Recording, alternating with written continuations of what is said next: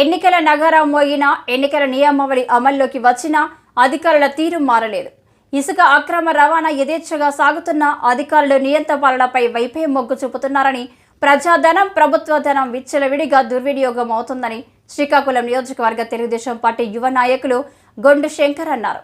శ్రీకాకుళం జిల్లా గార మండలం బూరవెల్లి వద్ద అక్రమంగా నడుపుతున్న ఇసుక ర్యాంపును స్థానిక ప్రజలు కార్యకర్తలతో సుమారు 100 మంది ర్యాంపును పరిశీలించారు.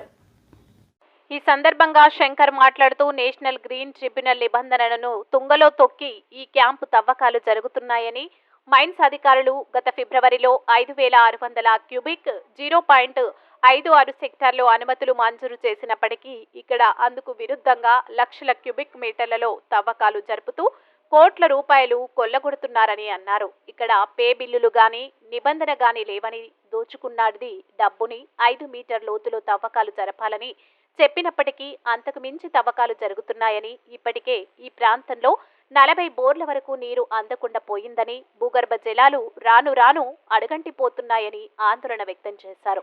ఈ వ్యవహారంపై మైన్స్ అధికారులు కానీ, రెవెన్యూ అధికారులు కానీ, పోలీసు యంత్రాంగానికి కానీ సమాచారం ఇస్తే ఎవరికి వారే అన్నట్లు తప్పించుకుంటారని, ఇంత జరుగుతున్నా ప్రభుత్వానికి తొత్తులుగా ఎందుకు మారాలని, ఎన్నికల కోడ్ వచ్చినా తనిఖీలు ఎందుకు నిర్వహించడం లేదని ప్రశ్నించారు.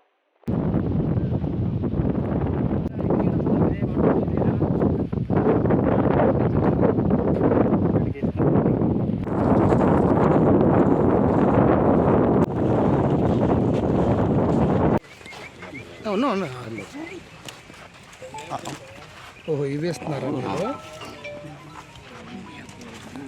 200